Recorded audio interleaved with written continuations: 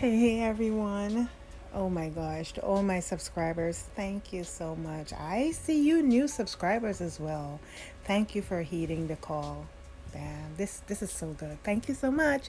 Continue to subscribe, share, and like the videos. Now let's get into today's content. I had somebody in the room who let me know that Jamie had a blood clot in his brain after he got the shot. He did not want the shot, but the movie he was on, he was pressured to get it. This movie he's doing with Cameron Diaz. And I'm thinking, is that why he blew up on the set a week before this medical emergency happened? Is that why he fired 3 or 4 people because he just had it with these mandates? I don't know. But what I found out from the man in the room was that No, that was the audio of this guy Benza speaking to Dr. Drew on the state of Jamie Foxx. Hello everyone, I hope all is well. No, I'm not sure of how credible this person is, but I am I know of Dr. Drew. But one thing I think we can all agree on, that is the fact that it appears as if Jamie Foxx is gravely ill.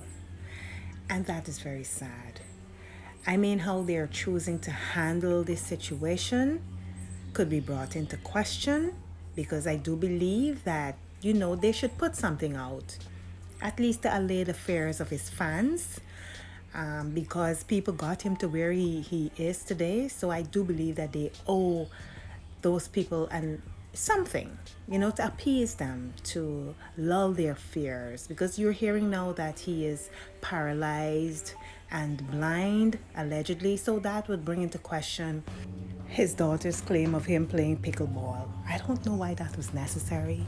I think that was very unnecessary to do. Again, we don't know for sure what's happening with him, but I do wish him all the best. This is prime Philadelphia can soar.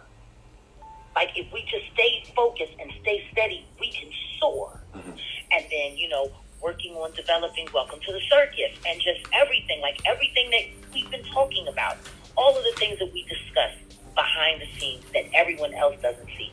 I was ready. I fell apart. He went insane. Don't forget, we found out we had 1 million views in 3 weeks, and that was the same weekend of the barbershop incident, Martin Luther King weekend, the first time I was hospitalized. Yeah. And then boom, the police. And then boom, my show and him assaulting me in front of my friends. My show being canceled because he was assaulting me and scaring everybody. And then for a reason. See, a lot of people say, oh, Jag hurt this person, Jag hurt that person. You're right. You're motherfucking right, yeah. Because you don't see what the other people is behind the scenes. I just do it out front. That's all. He is the court's psychiatrist. That means he is acting on behalf of the court. He committed malpractice on me, on behalf of the court. And he gave a false diagnosis on behalf of the court. No, honestly, I believe there is no accountability, because you actually have to have the capacity to call yourself out, to actually see the error in your ways, in order to say, well, okay, this is what I did or this is what I didn't do. But there is no capacity. It does not exist. In YouTube for a while. So do you think that it's a good idea that maybe you just take like a break, and just kind of feel, the temperature now that you're out looking at YouTube from a different perspective? I went on YouTube today and I saw about 150 reasons why I should walk away from YouTube. And then I saw one. Absolutely not. All Jaguar needs in this life of sin is YouTube and a cell phone. That's it. Now, those were a few snippets of her conversation with Sean Davy since she came out of jail. Now, one thing I'll agree with Jaguar on, And that is, I really do not believe she's mentally ill. She's not. You know, at first I thought she was. Hold a second. I'm just. Oh gosh, I think it's going to rain. It's overcast and it's hot. The place is extremely hot. Anyway, now listen. Yes, I really thought she was.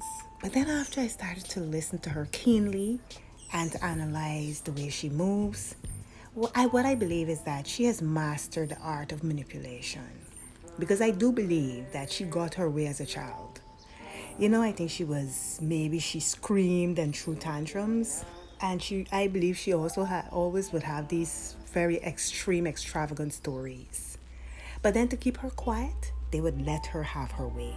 Especially her mom. I do believe her mom kind of enabled this behavior. And it's no judgment, it's just a matter of fact. You know? Essentially, I do believe she's a master manipulator.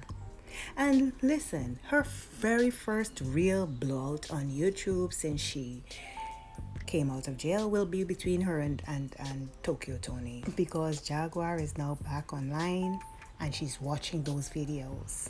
And she's listening to the things people said. And Tokyo Tony had a lot to say over the last few days. I mean, she was saying that she was defending herself, whatever that was. But she said a lot. And you know how Jaguar is.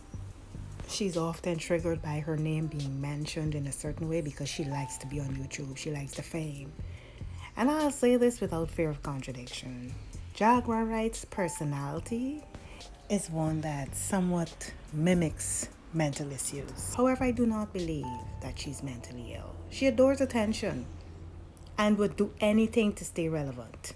And chaos is what gets her there, gets her that attention that she needs. Remember, there was a jailhouse call and she was describing herself as a celebrity, and she was saying that the people were not aware that she was, and when they became aware that she was a celebrity, everybody treated her different. Well, that speaks to the self-aggrandizement. And she's going to go right back to where she left off. Self-destruction, chaos, confusion, defiance. Because this is who Jaguar WRIGHT is naturally. She doesn't have to pretend. The pretense would come in if you were to ask her to do things differently. Because that is not who she is. This is her innate personality. You see, usually patterns of behavior is what we use to assess each other as humans. So welcome back, Jaguar, to your favorite place, YouTube, where you entertain and be the content you so relish. Now on to the Jaxn. Now remember, just the other day, just a few days ago, we listened to the interview. We watched the interview with Jaxn and dear future wifey. Where she was recounting her horrible experiences being married to Jaxn and so on. No, it's not surprising that this Bible-wielding woman is now using her trauma and her very sad experiences to make some money. Now, whether you believe that's right or wrong would be a moral stance you'll have to take. But I do believe that she lived it and she could very well share her story. No one should try to stop her from doing that. But the thing is, I wouldn't be mad. I'm not thinking about Jaxn. I would think because she has adds up, she's charging, she has sessions over $7,000 or so per session. But I am not going to be mad with Jaxn. I would think about the women who would sign up for these courses. Because Jaxn is just being who she is. She's using her Christianity. When has the church not exploited the vulnerable? When? This woman lived in the church. This woman had a battered Bible that she always referred to. So what do you expect? I would think of the naivety and the gullible women who would sign on for these courses. She's in survival mode. She still has to upkeep the lifestyle she has grown accustomed to. So the price point could be questioned, but then she's not talking to you. If you don't have trauma, if you don't feel a connection to her, and you don't have the money to pay for her courses, well, then it's not you. You're not her target audience. And for some people to say that she's not fully healed, well, that is a matter of opinion. Because you know what I found?